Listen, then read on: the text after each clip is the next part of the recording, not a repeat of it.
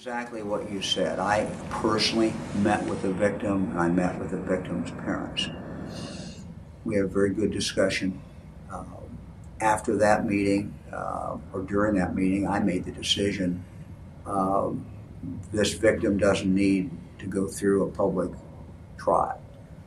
But frankly, I was following the wishes of the victim, although the victim is very willing to testify. She is going to testify. The judge, of course, as you know, has ruled that this should be in public, which we accept, and the victim accepts, and the victim will testify in open court. I think this is very difficult for a family. I can imagine if this was my daughter. I met with the mom and the dad as well as the victim.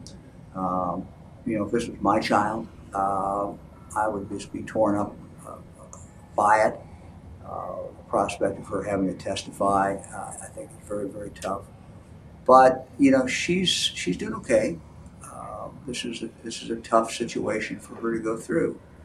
The judges continue the trial. I fully understand that. I accept it. But the sooner this can get over with, I think the better it's going to be for the victim.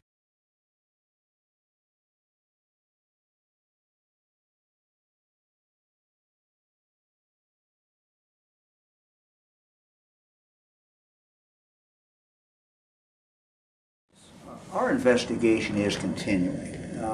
I get briefed on it every few days. I just got a briefing this morning, in fact, from our BCI agents and lawyers who are working on the case. We are still interviewing witnesses. We're looking at not only what happened at the scene, but what happened afterwards. And so that's the phase of the investigation that we are on now, which is what happened afterwards. Whether or not there'll be criminal charges, I just don't know.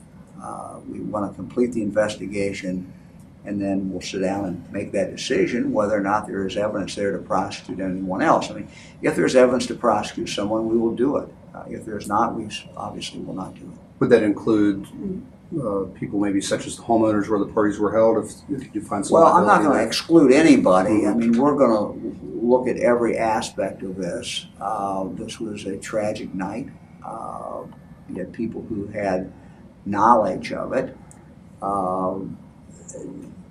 Knowledge in and of itself is not a crime under Ohio law, but there could be some possibility of people being charged. But again, the investigation continues, and we're continuing to interview witnesses, although we're getting close to the end of it.